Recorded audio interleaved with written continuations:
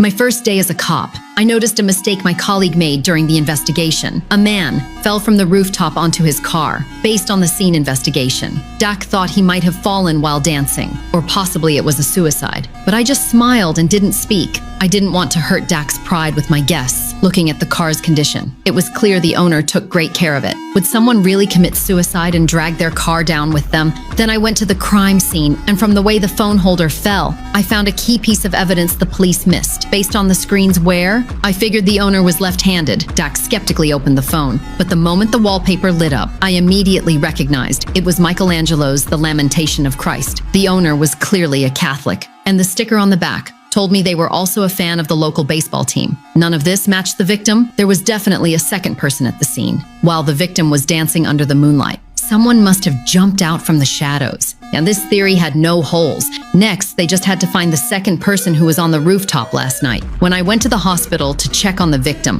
his friends happened to be in the hallway. I quickly picked out 2 left-handed people and 1 Catholic wearing a pendant. The most telling clue was the tattoo on one man. It clearly showed the stitching of a baseball. Dak immediately brought him in for questioning, but just like all the other suspects, this man named Ron denied everything. He claimed he and the victim were like brothers. There was no reason for him to push him off the roof.